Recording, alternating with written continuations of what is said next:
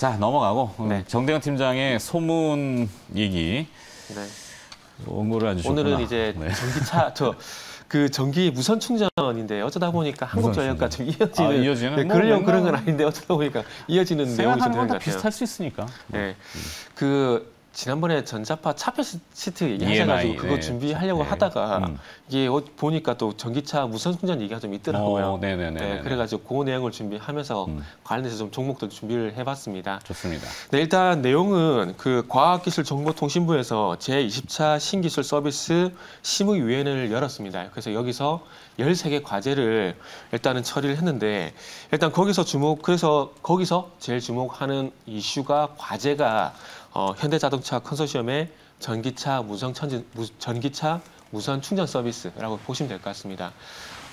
스마트폰도 잘 아시겠지만은 지금 무선 충전이 가능하거든요. 그래서 무선 충전 기기 앞에 이 스마트폰을 올려놓게 되면은 자동으로 무선 충전이 되는데 이제는 그 전기차 같은 경우도 이 선으로 연결하는 부분도 있겠지만은 이제 바닥에다 무선 충전기를 설치를 해서 그게 주차만 하더라도 자동으로 무선 충전되는 그런 시스템을 앞으로 구축을 해 나갈 것이라고 합니다. 그리고 여기 전기차 무선 충전 서비스뿐만 아니라 여기도 주목을 해봐야 될 과제가 또 있는데 여기 보면은 재외국민 대상 비대면 진료 서비스도 있고요. 그리고 패스 앱 그리고 계좌인증 활용을 통해서 비대면 이동통신 가입 서비스 이런 부분도 있기 때문에 아마 여기와 관련된 종목들도 조만간 더 부각이 되지 않을까라고 생각이 좀 들고 있습니다. 그 외에 배달 쓰레기 분리 배출 대행 서비스 이런 부분들이 있는데 요 내용 한번 그 홈페이지 가서 찾아보시면은 아마 앞으로 정부 정책 테마 요거를 준비하는데 아마 많은 좀 도움이 되지 않을까. 어떤 테마? 정부 정책 테마요. 정부 정책 테마.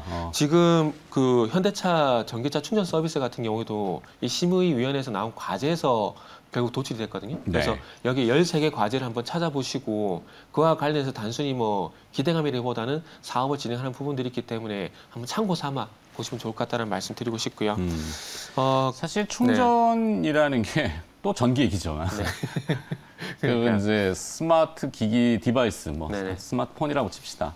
들고 다닐 때 항상 불안한 게 이제 방전될까 봐. 그렇죠. 그럼 예전에는 웃긴 영상이지만 콘센트만 보이면 이제 갖다 꽂는 거잖아요. 네. 그죠?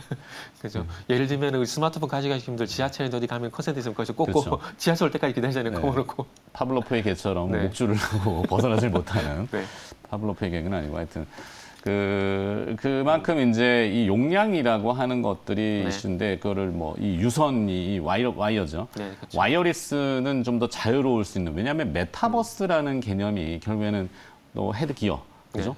근데 요 기어에 선이 연결돼 있으면 못 쓰죠 말이야. 그죠? 그래서 이제 무선의 통신과 충전은 물론 잭을 꽂아가지고 할 수는 있겠지만. 그 무선 충전 이슈는 상당히 애플이 관심을 두는 것 같기도 하고 그러면 선도하는 기업이 그렇게 본다는 것은 큰 이슈잖아요. 그래서 근데 이제 인체에 유의할까 봐 어차피 충전 방식이 진동을 하거나 몇 가지 방식이 있는 걸로 알고 있는데 그래서 그런 부분들 때문에 그동안 이게 지금 허가가 쉽지가 않았습니다. 그러니까 지금 이것도 실증 특례라 그래가지고 2년 동안 일단은 허가를 해주겠다는 겁니다. 그러니까 조건부? 네, 그렇죠. 조건부 허가가 진행이 됐다는 거죠. 그래서 이거를 좀 통과시키기 위해서는 어떤 법을 또 봐야 되냐면 개량에 관한 법, 그리고 전기용품 및 생활용품 안전관리법상 무선 충전기의 형식 승인 요건, 그러니까 안전관리, 안전 문제가 또 들어가는 거죠. 그리고 안전 확인 대상 제품 여부 대상 제품인지에 대한 여부도 허가를 받아야 되고요. 그러니까 여러 가지 허가 절차가 좀 많다 보니까 좀 쉽지가 않은데 그게 결국에는 말씀하신 것처럼 안전에 관한 문제이기 때문에 아마 이런 절차가 좀 많은데 이런 부분들을 조금 잘 보완을 해서 앞으로 이게 무선 충전이 상용화 돼야 될 것 같습니다. 앞으로 5G, 6G 가게 되면은 이 무선 충전은 필수가 될 가능성이 상당히 높기 때문에 여기 어떤 절차를 좀 간소화할 필요도 좀 있을 것 같고요. 그래서 현대차 같은 경우는 그 주요 전시 판매점, 그러니까 대리점이라든지 이런 부분들 통해서 이 제네시스 전기차 85대를 통해서 이제 실증 서비스를 일단 진행을 합니다. 그래서 현대차가 주도적으로 이제 전기차 무선 충전 서비스를 이제 주도를 일종의 임상을 하는군요. 그렇죠. 제약으로 그 바이오 업체를 치게 되면 말씀하신 것처럼 이제 임상해야죠. 전임상보다 이제 본임상. 그렇죠. 사실은 그 전기차가 됐고 되고 사람이 타고 다니고 접촉하는 거기 때문에. 그런 이슈 해봐야죠. 그러니까 전자파가 지금 낀채 무유해하다라면 이게 또 문제가 될 수 있는 거니까. 그래서 이런 유의할 수는 부분들에서 없을 텐데 어떻게 그거를 차단하고 피해가느냐는 고민이 많이 될 겁니다. 그 예전에 그 TV란지 PC에서 이 전자파 얘기가 상당히 많았었지 않습니까? 이게 인체에 좀 유해하다는 얘기가. 그래서 그런 게 있었던 것처럼 아마 전기차 같은 경우도 그런 문제가 없진 않을 겁니다. 근데 그런 부분들을 이제 2년간 조건부 허가가 났으니까 그런 부분을 얼마큼 잘 보완을 해서 이제 조건부가 아닌 이제 앞으로 무한 으로 가는 게 또 중요하지 않을까라고 좀 생각을 하고 있고요. 예전에 제가 그 공부할 때 한번 접했던 거지만 그 이스라엘 기업, 이스라엘은 사실 이 원천 기술 특허가 상당히 많은 나라죠. 이 첨단 기술에서는. 왜냐하면 군사적인 부분이 발달돼 있기 때문에. 그걸 하다가 얻어 걸린 게 와이파이로 이 디바이스를 충전하는 기술. 이스라엘 기업이 가지고 있어요. 근데 이걸 상용화 시키려다 보니까 사람을 다 뚫고 나가버리니까 큰일, 이게 뭐 약간 전자레인지에 꼽듯이. 저희가 그 소위 말하는 방사선. 그렇죠. 그래서 그런 이슈 때문에 하여튼 그래서 뭐 EMI 차폐라는 것이 앞으로. 그렇죠. 자, 이제 차폐 중요하죠. 앞에 이제 뭐 저기는 깔아놨는데 기업들로 구체적으로 좀 들어가 볼 필요가 있을 것 같아요. 기업들이 상당히 많습니다. 많은데 거기서 그 전기차 그리고 현대차 쪽만 제한시켜서 좀 종목을 준비를 했습니다. 그래서 네 종목을 준비를 했는데. 일단 아모센스는 빠질 수가 없을 것 같습니다.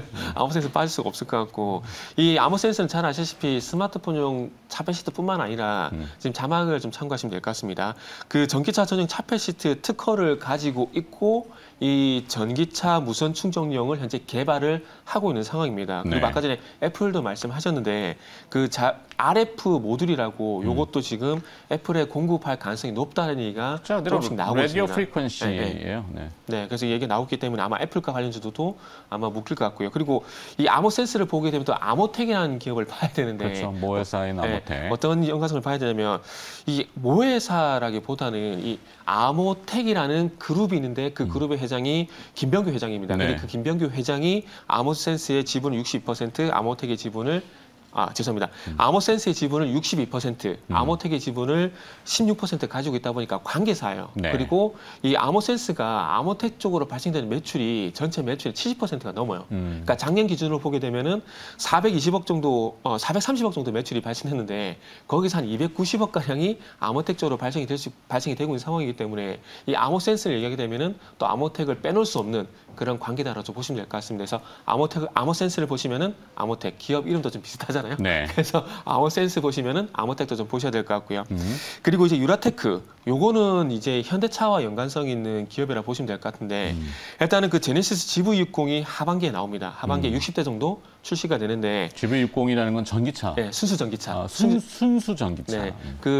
지금 현대차 같은 경우 순수 전기차가 아이오닉 5가 나왔지 않습니까? 그래서 이제 제네시스 고급 브랜드에서도 이제 순수 전기차인 GV60이 현재 하반기에 나올 예정이라고 합니다. 그래서 이것도 어찌 보면 리미티드라고 봐야 되는데 60대가 딱 나오거든요.